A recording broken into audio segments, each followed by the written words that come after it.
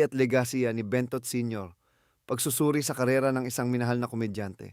Sa malawak na kasaysayan ng pelikulang Pilipino, may mga bituing nagniningning ng panandalian at mayroon ding mga nananatili sa alaala ng publiko sa paglipas ng maraming dekada.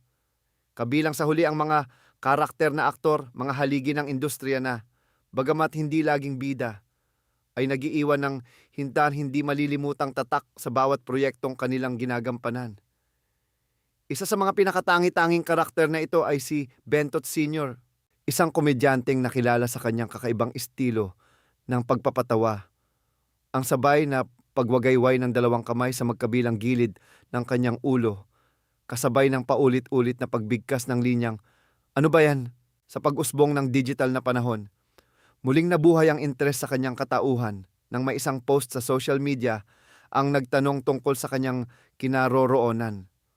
Ang simpleng tanong na ito ay nagbukas ng pinto sa mga alaala at nagudyok ng mas malalim na pagtatanong. Ano nga ba ang tunay na kwento sa likod ng paglaho ni Bentot Sr. sa mata ng publiko? At ano ang katotohanan sa likod ng mga alamat na bumalot sa kanyang pagpanaw? Ang dokumentong ito ay isang pagtatangkang ayusin at palawakin ang salaysay ng kanyang buhay batay sa mga umiiral na impormasyon upang bigyang linaw ang kanyang naging kontribusyon at ang taong nagtatago sa likod ng bawat halakhak. Mga unang hakbang sa industriya, isang pagsasanay sa sining ng pelikula. Bago pa man siya makilala bilang isang komedyante, si Arturo Ben Vergara, na mas kikilalanin bilang Bentot Sr., ay unang sumabak sa mundo ng showbiz bilang isang extra noong dekada 60. Sa panahong iyon, ang industriya ay pinaghaharian ng mga pelikulang aksyon at si Ben, na isang masugid na tagahanga ng genre, ay madalas na matatagpuan sa mga lokasyon ng shooting ng mga pelikula ng mga hari ng aksyon na sina Fernando Poe Jr. at Joseph Estrada.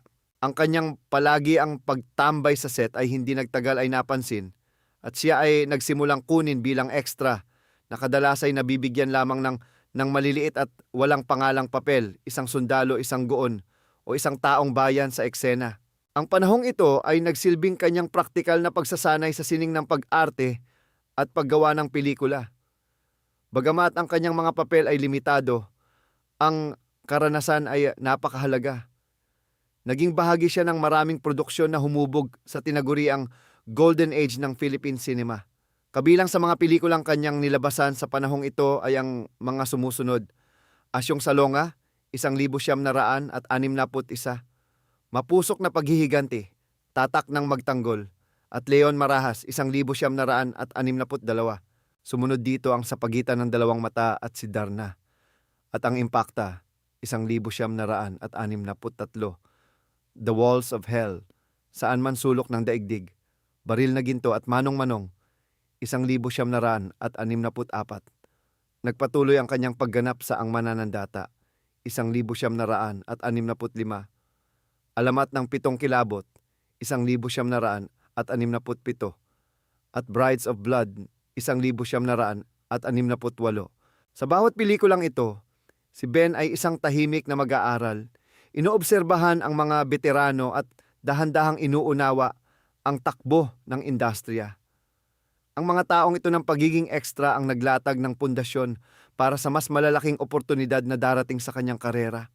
Ang pagsilang ng isang trademark at ang pag-ukit ng pangalan habang nagpapatuloy ang kanyang paglalakbay sa industriya. Unti-unting nadagdagan ang kanyang mga linya at lumaki ang kanyang mga eksena. Mula sa pagiging isang mukha lamang sa karamihan, nagsimula siyang magkaroon ng sariling pagkakakilanlan. Sa panahong ito niya sinimulang buuin ang kanyang natatanging comedic persona. Ang pinakamahalagang elemento nito ay ang kanyang pisikal na komedya. Ang sabay na pagkumpas ng kanyang dalawang kamay sa gilid ng ulo sa tuwing siya ay nagsasalita o nagre-react. Ang kilos na ito, na simple ngunit epektibo, ay naging kanyang hindi matatawarang trademark. Hindi man siya laging bida sa mga eksena. Ang kanyang presensya ay sapat na upang magnakaw ng pansin at maghatid ng katatawanan. Labis itong kinagiliwan ng mga manonood na nagsimulang abangan ang kanyang bawat paglabas. Dito na rin siya nakilala sa screen name na Bentot, na kung minsan ay tinatawag ding Ben Tisoy. Ang pangalang Tisoy ay may bahid ng kabalintunaan na lalong nagpatibay sa kanyang comedic appeal. Ang salitang ito ay karaniwang tumutukoy sa isang taong may maputing balat, nakabaligtaran ng kanyang natural na kulay kayumanggi. Ang pangalan mismo ay naging bahagi ng biro, isang testamento sa kanyang kakayahang gamitin ang anumang elemento upang makapagpatawa. Dahil sa kanyang lumalagong katanyagan bilang isang epektibong karakter na komedyante, nagsimula siyang makasama sa mga pelikula ng mga pinakamalalaking pangalan sa komedya. Nakipagsabayan siya sa husay ni Dolphy, Chiquito, Babalu, Vic Soto, Redford White, at marami pang iba. Napatunayan niyang kaya niyang maging isang maaasahang sidekick o supporting actor na nagbibigay buhay sa bawat eksena. Rurok ng karera, isang dekada ng walang tigil na komedya. Ang rurok ng karera ni Bentot ay sumapit sa kalagitnaan ng dekada 80 hanggang sa unang bahagi ng dekada 70. Ito ang panahon kung kailan ang kanyang pangalan ay naging kasing kahulugan ng komedya sa pelikulang Pilipino. Sunod-sunod ang kanyang mga proyekto at naging paborito siyang isama sa mga malalaking produksyon. Noong 1986, napabilang siya sa mga pelikulang Iyo ang Tondo, Kanya ang Cavite, at Ninja Kids and the Samurai Swords.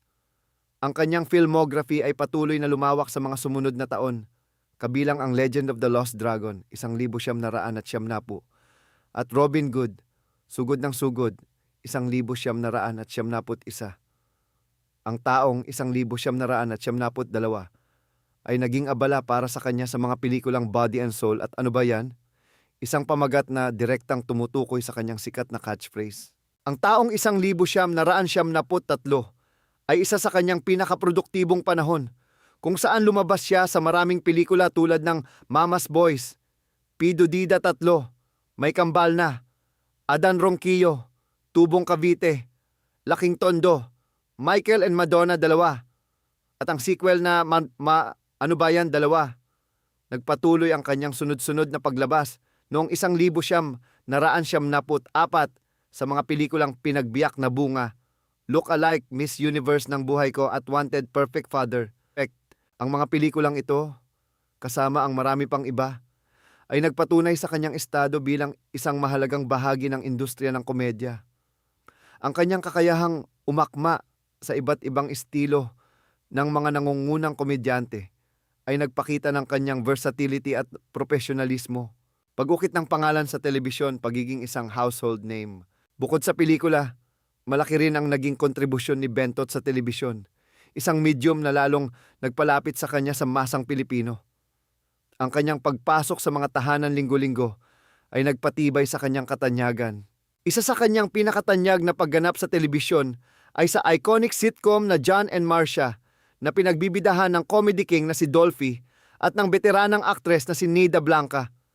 Ang kanyang regular na paglabas sa palabas na ito ay nagbigay sa kanya ng pagkakataong maipakita ang kanyang talento sa mas malawak na manonood.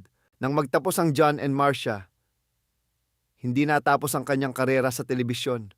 Muli siyang nakasama ni Dolphy sa isa pang matagumpay na sitcom, ang Home Along the Rails. Bukod dito, naging bahagi rin siya ng isa pang pumatok na programa, ang Okay Ka, Ferry Ko, na pinangunahan naman ni Vic Soto. Ang kanyang mahabang pananatili sa mga nangungunang palabas na ito ang naging dahilan upang si Bentot ay tuluyang makilala at mahalin ng publiko.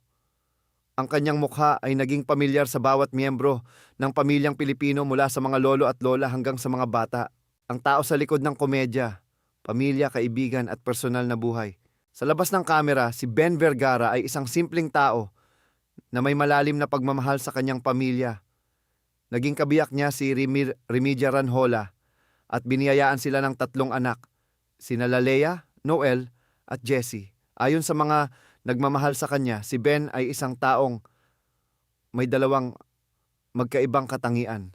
Sa tahanan siya ay may pagka-istrikto, ngunit ito ay laging may kaakibat na pagiging patas at mapagbigay. Ilan sa kanyang naging malalapit na kaibigan sa industriya ay sina Johnny Montero, Ben David at ang komedyanteng si Pugo na naging ninong pang ng kanyang bunsong anak. Inilarawan siya bilang isang napakasipag at napakabait na tao na laging bukas ang palad sa pagtulong sa kanyang mga mahal sa buhay. Mayroon din siyang malambot na puso para sa mga hayop at mahilig mag-alaga ng mga pusa sa kanilang tahanan. Isang katangian niya Nakapansin-pansin ay ang kanyang pagiging hindi mahilig makialam sa buhay ng iba. Hinahayaan niya ang bawat isa sa kanilang sariling diskarte at desisyon, hanggat ito ay hindi nakakasama o nakakaapekto ng masama sa kapwa. Kasabay ng kanyang mga gawain sa showbiz, si Ben ay nagtrabaho rin sa Caloocan City Hall, kung saan siya ay naging isa sa mga tauhan ng nooy alkalde na si Boy Asistio. Ito ay nagpapakita ng isa pang dimensyon ng kanyang buhay. Isang lingkod bayan na nagsisilbi sa kanyang komunidad habang naghahatid ng saya sa buong bansa. Mga tradisyon at halagahan ang diwa ng pagbibigay. Ayon sa kanyang anak na si Lea, may mga natatanging tradisyon ng kanilang pamilya na nagpapakita ng karakter ni Bentot. Tuwing papalapit ang Pasko, mayroon siyang kakaibang paraan ng paghahanda. Una, siya mismo ang mamamasko sa kanyang mga big-time na kaibigan sa loob at labas ng showbiz. Kinabukasan, isasama niya ang kanyang mga anak sa Maynila upang sila naman ang mamasko sa iba pa niyang mga kakilala. Sa mismong araw ng Pasko, ang buong pamilya ay uuwi sa kanilang probinsya sa Bulacan. Doon si Bentot naman ang magiging tagapagbigay. Mamamahagi siya ng pera at mga regalo sa mga batang sabik na naghihintay sa kanyang pagdating. Ang kalakarang ito ay naging taunang kaugalian, kaya't ang mga bata sa kanilang lugar ay maagang nag-aabang sa pag-uwi ng aktor. Dagdag pa ni Lea, hindi sila mayaman. Ngunit hinding-hindi nakalimot si Bentot sa kanyang pamilya at kapwa. Sinisiguro niyang laging may nakahain sa kanilang hapagkainan. Isa sa mga simpleng kasiyahan niya ay ang paglalaro ng bingo, kung saan isinasama pa niya ang kanyang mga anak at apo. Pagkatapos maglaro, ililibre niya ang mga ito ng merienda. Sa kanilang komunidad, si Bentot ay isang respetadong tao. Hindi lamang dahil sa kanyang kasikatan, kundi dahil sa kanyang mabuting pakikisama at kababaang loob. Ang huling yugto at pamamaalam pagwawasto sa maling impormasyon. Sa pagtatapos ng dekada 70, mapapansin ang unti-unting pagbawas ng kanyang mga proyekto sa pelikula at telebisyon. Kalaunan tuluyan na siyang nawalan ng balita sa industriya. Dahil hindi siya itinuturing na isang big-time o A-list star, ang kanyang pagkawala ay hindi gaanong nabigyan ng pansin sa mga pahayagan. Ang pinakalohikal na paliwanag ay nagpasya siyang magpahinga na sa showbiz. Lalo na't sa panahong iyon, papalapit na siya sa edad na 70 noong ika-28 ng Marso, 2002. Pumanaw si Bentot Sr. sa edad na 71 dahil sa stroke. Sa paglipas ng panahon, isang maling kwento ang kumalat tungkol sa kanyang pagkamatay. May mga nagsasabing siya ay namatay habang nakasabit sa isang jeep. Ginagawa ang kanyang signature comedy routine habang pumapara. Ang kwentong ito, bagamat malikhain, ay walang katotohanan. Ito ay isang haka-haka lamang na nagmula sa malawak na imahinasyon ng mga tao, na marahil ay mga tagahanga na nais bigyan ng isang in-character na pagtatapos ang kanyang buhay. Mahalagang ituwid na ang tumapos sa buhay ng komedyante ay isang karamdaman at hindi isang eksena mula sa isang pelikula. Konklusyon, ang legasya ng isang karakter na nag-iwan ng aral. Ang pagpanaw ni Bentot Sr. ay hindi dahilan upang siya ay malimutan. Ang kanyang iniwang legasya ay hindi lamang ang mga halakhak na kanyang idinulot, kundi pati na rin ang mga aral na ibinahagi niya sa kanyang mga mahal sa buhay. Ang palagi niyang ipinapayo ay ang kahalagahan ng pagtulong sa kapwa nang walang hinihintay na kapalit. Naniniwala siyang ang kabutihang ipinapakita sa iba ay babalik din, kung hindi man mula sa taong tinulungan, ay maaaring mula sa ibang tao na ipapadala ng Diyos. Si Bentot Sr. ay isang perpektong halimbawa ng isang karakter na aktor na ang kontribusyon ay higit pa sa bilang ng kanyang mga pelikula o mga linya. Siya ay isang mahalagang sinulid sa kumot ng kulturang pop ng Pilipinas. Isang mukha na nagpapaalala sa atin ng isang mas simpleng panahon ng komedya. Ang kanyang buhay ay isang salaysay ng sipag, pagpapakumbaba, at isang diwa ng pagbibigay na patuloy na umaantig sa mga nakaaalala sa kanya. Isang tunay na komedyante sa entablado at isang mabuting tao sa tunay na buhay.